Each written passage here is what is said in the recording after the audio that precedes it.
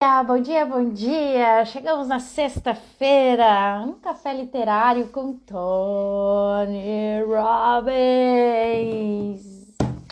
Fazendo a leitura do livro Desperte Seu Gigante Interior, como que você vai assumir o controle de tudo em sua vida. E o Tony Robbins, nesse livro, começa a despertar o nosso gigante com dicas simples e rápidas e fáceis, não tão fáceis, mas simples, que você pode fazer no teu dia a dia e mudar e ter o controle da tua vida. Foram coisas que ele fez durante a vida dele e que ele também fez com outras pessoas que tiveram resultados. Então, a gente está aqui fazendo a leitura desse livro, hoje no 7º dia já tem uma semana aí que a gente está lendo o livro, hoje sexta-feira.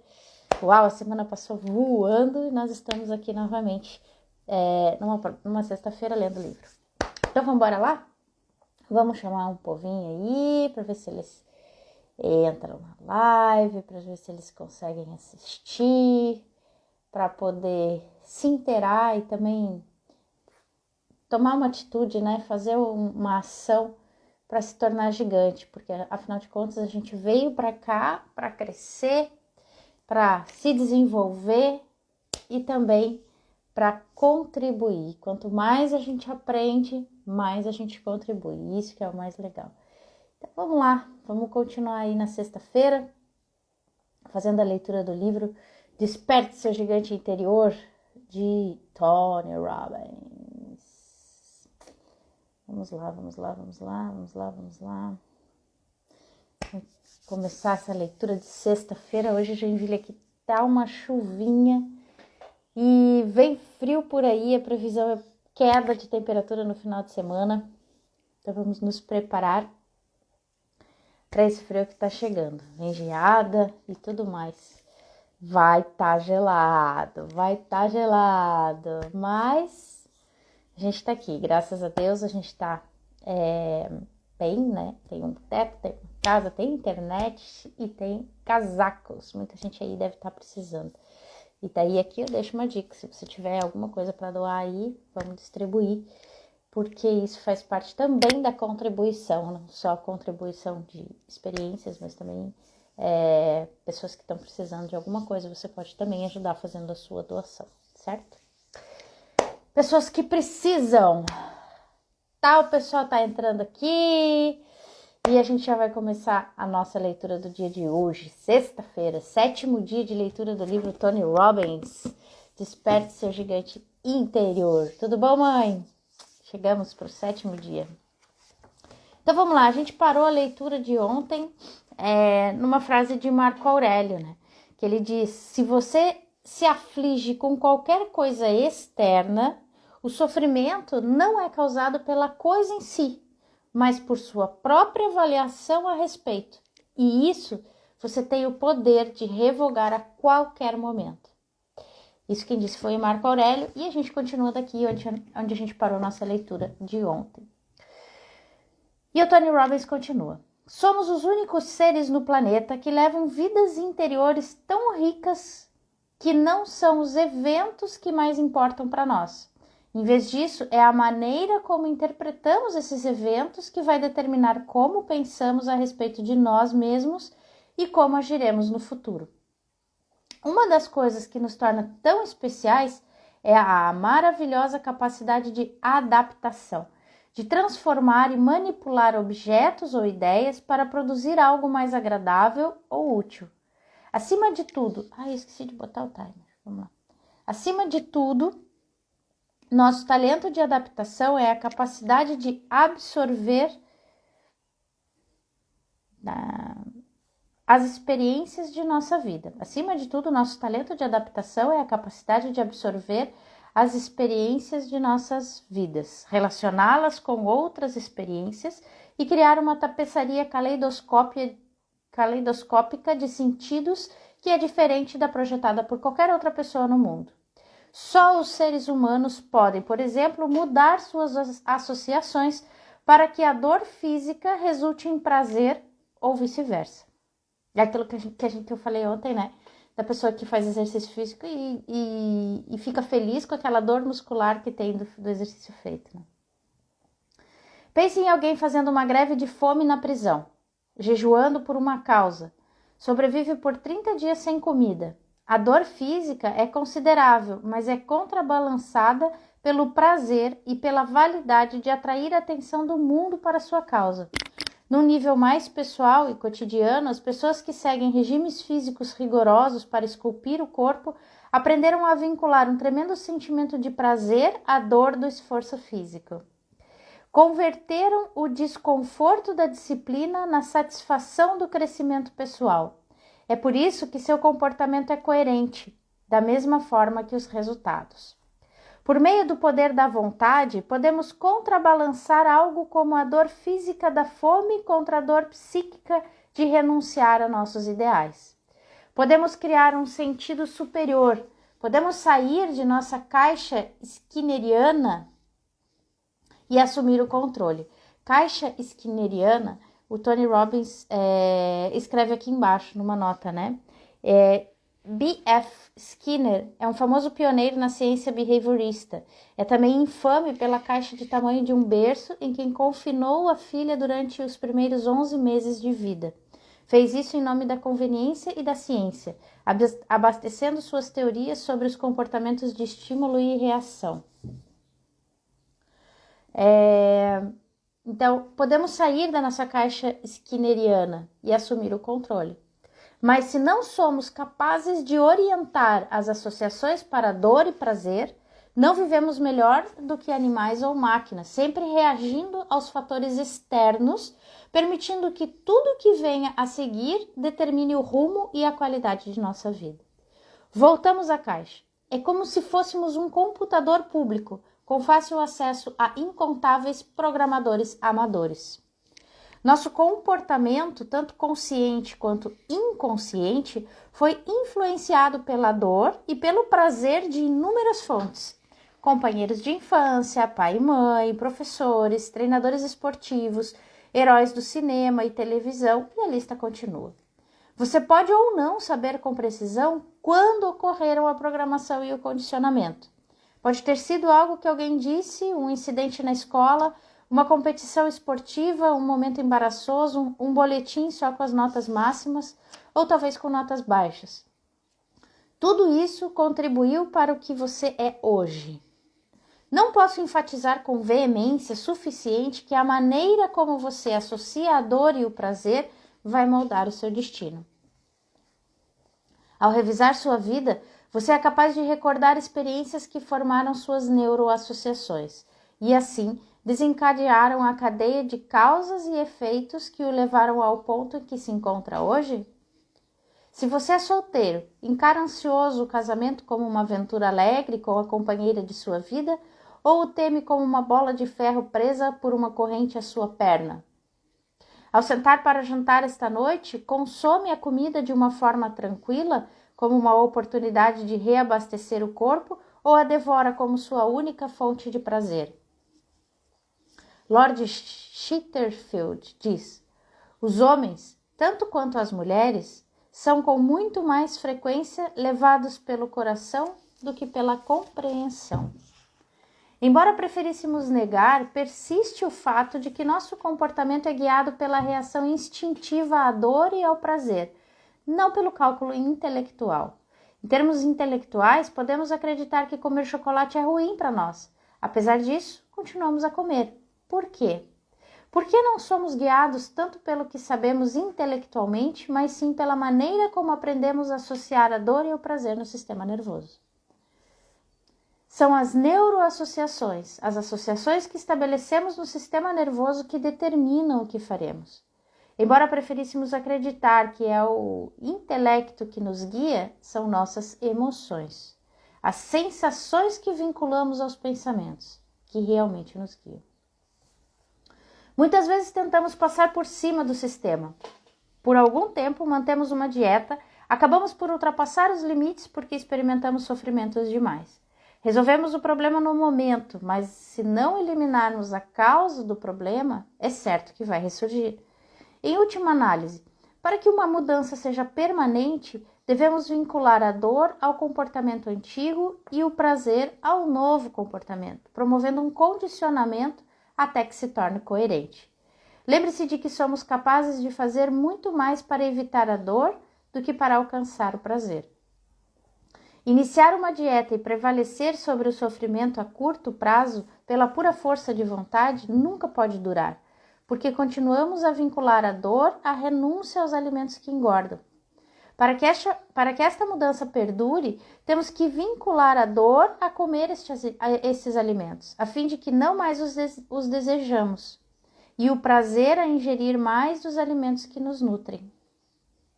As pessoas em boa forma física e saudáveis acham que nada é tão saboroso quanto se sentirem magras e adoram os alimentos que são nutritivos. Mais do que isso, muitas vezes vinculam o prazer a empurrar para longe o prato ainda com comida. Simboliza a posse do controle de suas vidas. A verdade é que podemos aprender a condicionar nossas mentes, corpos e emoções, a vincular dor ou prazer a qualquer coisa que desejarmos. Mudando as vinculações de dor e prazer, mudaremos instantaneamente nosso comportamento. Com o cigarro, por exemplo, tudo o que você deve fazer é vincular dor suficiente a fumar e bastante prazer a deixar de fumar. Você possui a capacidade de fazer isso agora, mas pode não exercer essa capacidade porque condicionou seu corpo a vincular prazer a fumar, ou porque teme que parar seria doloroso demais. Mas se conhecer alguém que deixou de fumar, vai descobrir que este comportamento mudou em um único dia, o dia em que de fato mudou o que fumar significava para ela. Se você não tem um plano para a sua vida, outra pessoa tem. A missão das agências de propaganda da Madison Avenue é influenciar as vinculações de dor e prazer. Os publicitários compreendem que o fator que nos guia não é tanto o intelecto, mas sim as sensações que vinculamos a seus produtos. Em decorrência, aprenderam a usar a música excitante ou tranquilizante, as imagens rápidas ou elegantes, as cores vibrantes ou suaves e uma variedade de outros elementos a fim de nos levar a determinados estados emocionais. E depois, quando nossas emoções atingem o auge, quando as sensações são mais intensas, projetam uma imagem contínua do produto, para que o vinculemos a esses sentimentos desejados. A Pepsi empregou esta estratégia de forma brilhante ao conquistar uma parcela maior do mercado de refrigerantes de sua principal concorrente, a Coca-Cola. A Pepsi observou o sucesso fenomenal de Michael Jackson, um jovem que passara toda a sua vida aprendendo como exalar as emoções das pessoas. Pela maneira como usava a voz, o corpo, o rosto, os gestos, Michael cantava e dançava de um modo que estimulava incontáveis pessoas a se sentirem muito bem. Tão bem que compravam um de seus álbuns para recriar os sentimentos. A Pepsi indagou: como transferir esses sentimentos para o nosso produto? O raciocínio foi de que as pessoas associassem à Pepsi os mesmos sentimentos agradáveis que vinculavam a Michael Jackson. Comprariam seu refrigerante da mesma maneira que compravam os álbuns dele. O processo de ligar novos sentimentos a um produto ou ideia é a transferência integral necessária ao condicionamento básico, algo que será analisado mais no capítulo 6 ao estudarmos a ciência do condicionamento neuroassociativo. Por enquanto, porém, consideremos apenas o seguinte: a qualquer momento em que nos encontrarmos num estado emocional intenso, quando sentimos fortes sensações de dor ou prazer, qualquer coisa específica que ocorra de modo sistemático passará a ter um vínculo neurológico. Assim, no futuro, sempre que essa coisa específica acontecer de novo, o estado emocional voltará. Provavelmente você já ouviu falar de Ivan Pavlov, um cientista russo que no final do século XIX realizou a experiência de reflexo condicionado.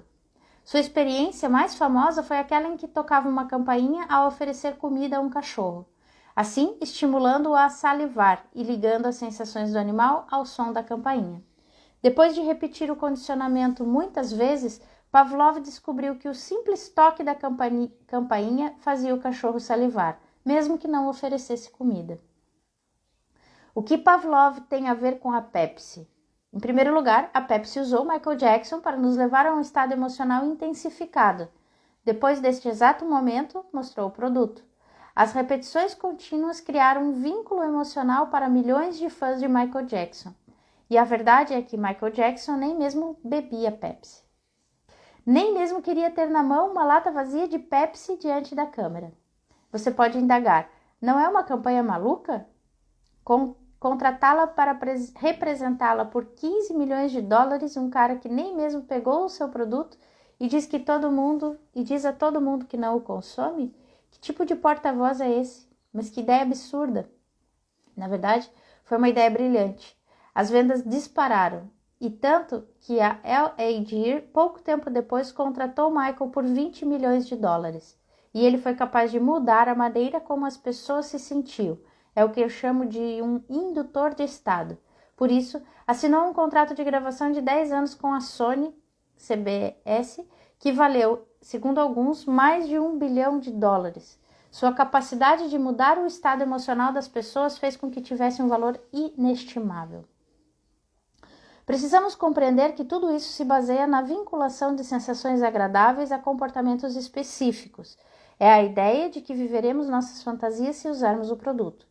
Os publicitários ensinaram a todos nós que quem guia uma BMW é uma pessoa extraordinária, com um bom gosto excepcional. Se você guia um Hyundai, é inteligente e econômico. Se guia um Pontiac, terá emoções. Se guia um Toyota, quantas alegrias vai ter? Você é ensinado que se usa a colônia Obsession, logo estará envolvido numa orgia andrógena. Se toma Pepsi, vai se igualar a Michael, a MC Hammer como a epítome do que há de mais quente. Se quer ser uma boa mamãe, alimente seus filhos com tortas de frutas rostas e com Twinkies. Os publicitários já notaram que, se for possível gerar prazer suficiente, os consumidores muitas vezes se mostram dispostos até a ignorar o medo da dor. É um adágio publicitário que o sexo vende, e não resta a menor dúvida de que as associações agradáveis criadas nos veículos impressos e na TV, usando o sexo, fazem o seu trabalho. Dei uma olhada na tendência para a venda de jeans. Afinal, o que são os jeans? Eram apenas calças de trabalho, funcionais, feias. Como são vendidas hoje? Tornaram-se um ícone internacional de tudo que é sensual, elegante e jovem. Você já assistiu a um comercial da Levi's 501? Poderia explicá-lo para mim? Não fazem o menor sentido, não é mesmo? São totalmente desconcertantes. Ao final, porém, você fica com a nítida impressão de que o sexo ocorreu por perto. Esse tipo de estratégia realmente vende jeans? Pode apostar que sim. A Levi's é hoje uma das maiores fabricantes americanas de jeans. O poder de condicionamento para mudar nossas associações limita-se a produtos como refrigerantes, automóveis e jeans? Claro que não. Pegue a pequena passa, por exemplo. Saiba que, em 1986, o Conselho Consultor da Passa da Califórnia esperava uma enorme colheita, mas começava a entrar em pânico.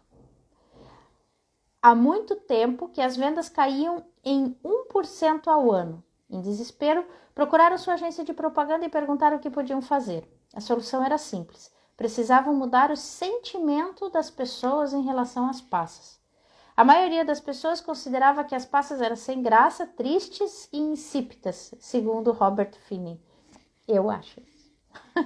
O antigo diretor do conselho. A tarefa era evidente: injetar uma saudável dose de apelo emocional na fruta murcha. Vincular as sensações que as pessoas queriam. Murcha e seca não são sensações que a maioria das pessoas associa a sentir-se bem com sua vida. Os produtores de passas continuaram a pensar: o que podemos associar às passas para fazer com que as pessoas queiram de fato comprá-las? Na ocasião, um velho sucesso da Motown desfrutava em uma ressurreição nacional. I heard it through the grapevine. Os produtores de passa pensaram: e se pegássemos essas sensações que fazem com que tantas pessoas se sintam bem e as vinculássemos a passas, para fazer com que as pessoas se sintam numa boa? Contrataram um animador dos mais inovadores chamado Will Vinton, que criou cerca de 30 figurinhas de passas, cada uma com sua personalidade distinta, para dançarem a música da Motown. Assim nasceram as California Raisins, as passas da Califórnia. A primeira campanha criou uma sensação imediata e vinculou com pleno êxito as sensações que os produtores esperavam. Ao observarem as pequenas passas dançarem, as pessoas associavam fortes sentimentos de diversão, humor e prazer à fruta antes insípida. A passa fora reinventada como a essência do que era agradável na Califórnia, e a mensagem tácita dos anúncios era de que as pessoas que a consumissem também sentiriam assim. O resultado? A indústria de passas foi salva de sua devastadora queda nas vendas, passando a crescer anualmente a um fator de 20%. Os produtores conseguiram mudar as associações que as pessoas faziam. Em vez de vincularem o tédio à fruta, os consumidores aprenderam a vincular sensações de excitamento e diversão. Claro que o uso da propaganda como uma forma de condicionamento não se limita aos produtos físicos. Feliz ou infelizmente, podemos observar o rádio e a televisão usados de forma sistemática como instrumento para mudar o que associamos a candidatos no processo político. Ninguém sabe disso melhor do que o mestre da análise política e formador de opinião Roger Ailes, que foi responsável por elementos fundamentais da vitoriosa campanha de Ronald Reagan contra Walter Mondale em 1984 e que em 1988 dirigiu a campanha também vitoriosa de George Bush contra Michael Dukakis. Ailes projetou uma estratégia para transmitir 3 mensagens expressamente negativas sobre Dukakis: que ele era complacente nas questões da defesa, meio ambiente e crime, levando as pessoas a vincularem sensações dolorosas ao candidato. Um comercial apresentava Dukakis como um garoto brincando de guerra num tanque. Outro parecia culpá-lo pela poluição na enseada de Boston. O mais notório mostrava criminosos sendo soltos das prisões de Massachusetts, saindo por uma porta giratória. Explorava a ampla publicidade negativa gerada em todo o país pelo incidente Willie Horton.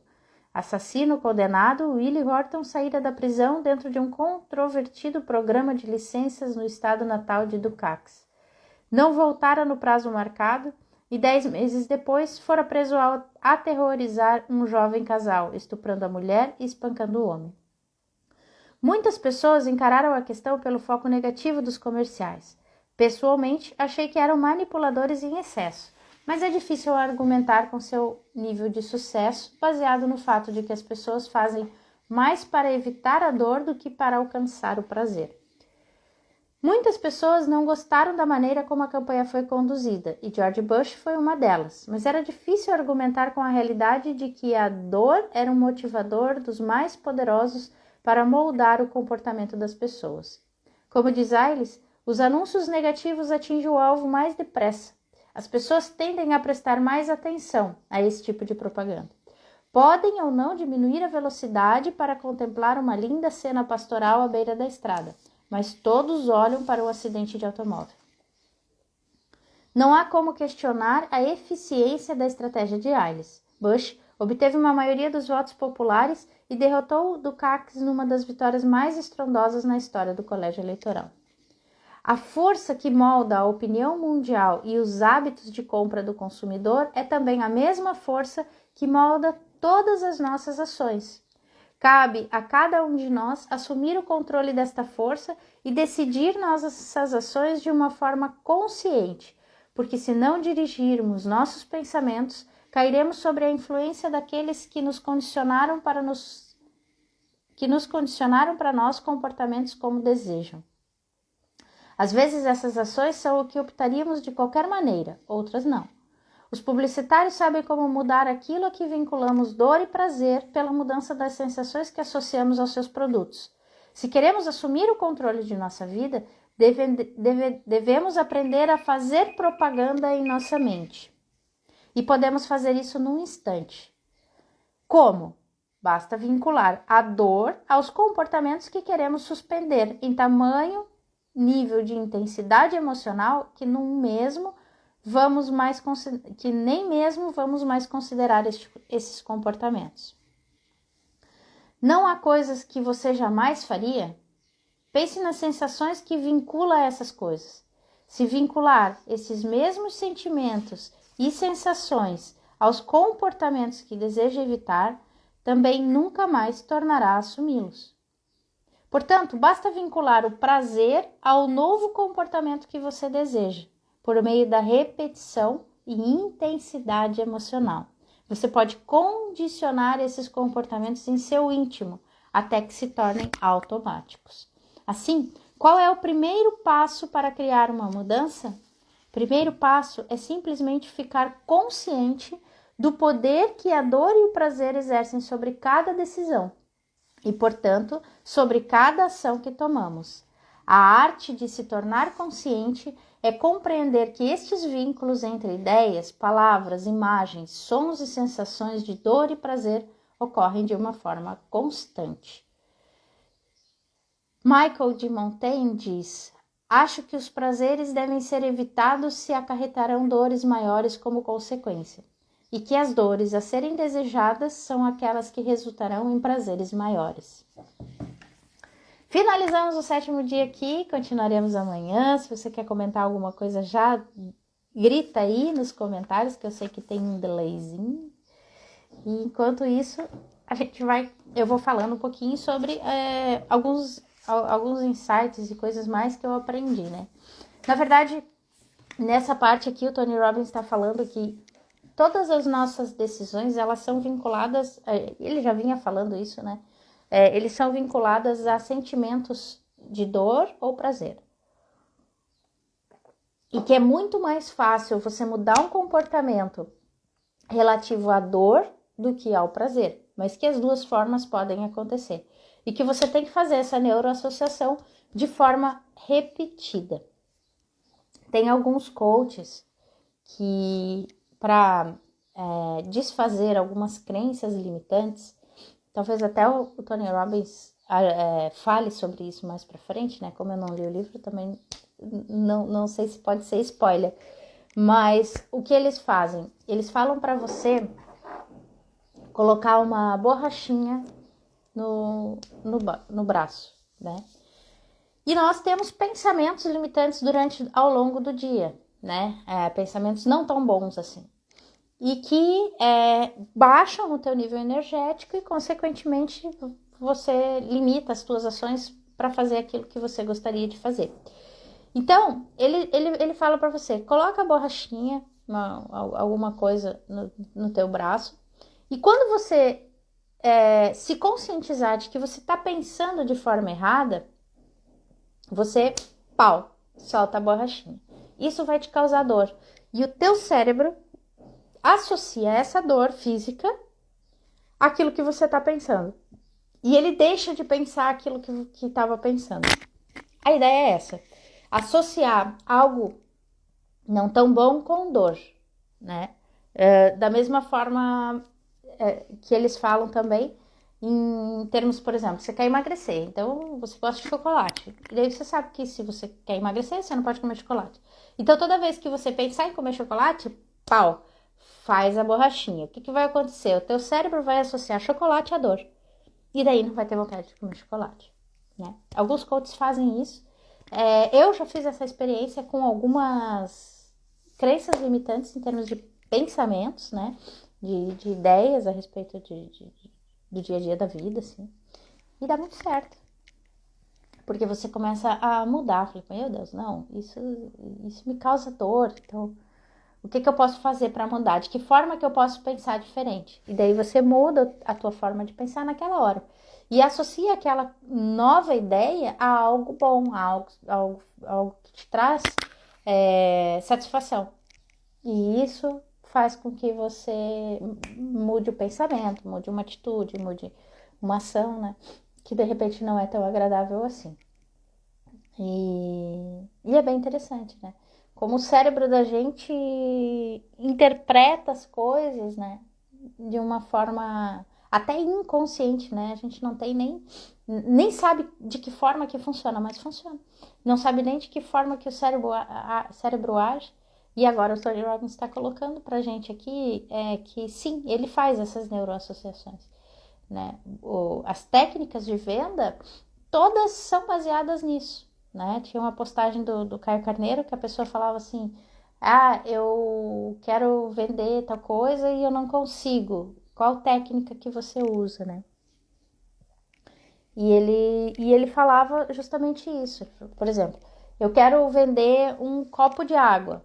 né? Eu quero vender água na praia e minhas vendas estão baixas. O que que eu faço? Se você não está vendendo água, você está vendendo o frescor, você está vendendo a sensação de saciedade, você está vendendo a queda de temperatura, você está vendendo uma sensação de suavidade, enfim. Ele falava várias associações positivas para uma coisa simples que é uma água, né? Então, eu estou vendendo seguro. Não, você não está vendendo seguro. Propaganda de pipoca com guaraná, exatamente. Você não está vendendo seguro, você está vendendo segurança para tua família, você está vendendo dias felizes com a tua família, porque você sabe que você está seguro, né?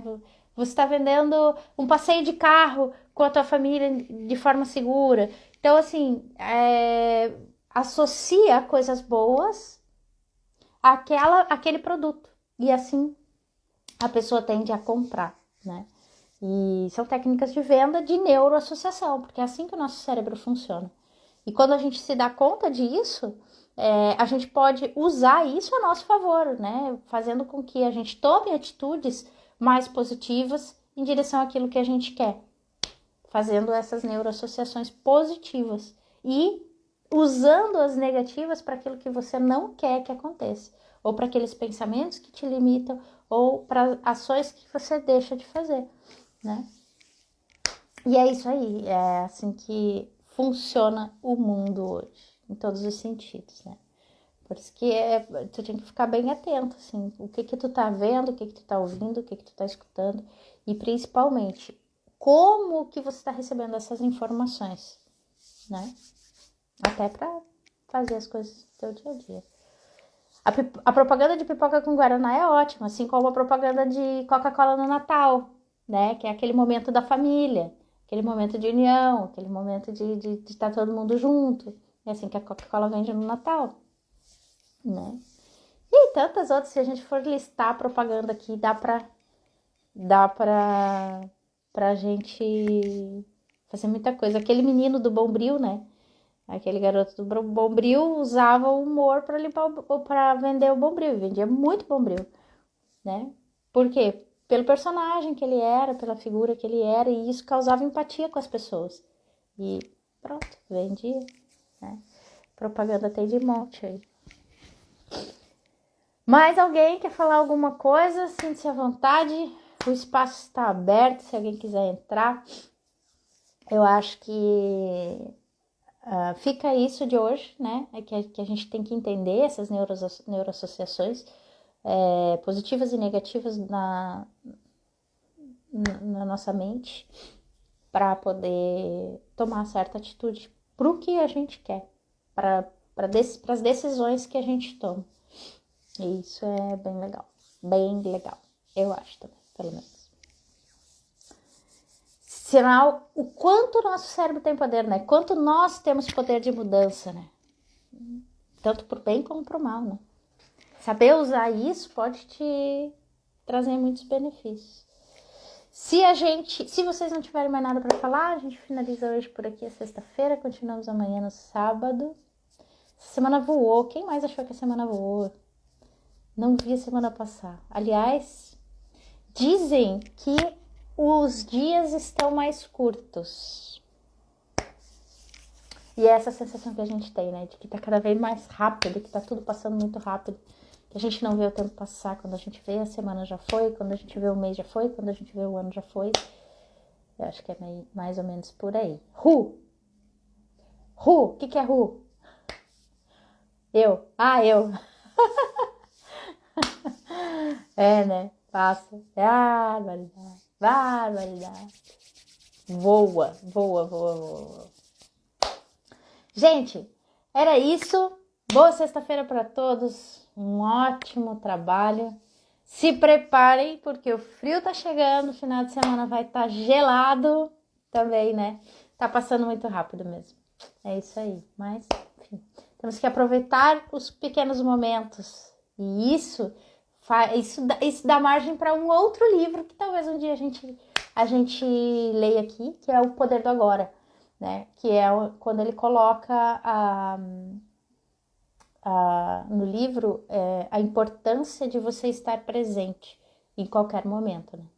Estar presente em tudo que você faz faz com que você aproveite mais o teu dia e, obviamente, também tenha mais resultado, né? Você traz mais coisas para sua vida. Então, eu acho que é um outro livro. Por enquanto, Desperte Seu Gigante Interior com Tony Robbins. Ótima sexta-feira para todos. Beijo grande, se preparem porque o frio vem aí. E a gente se vê amanhã, 8h51, no sábado. Beijo! Amo vocês.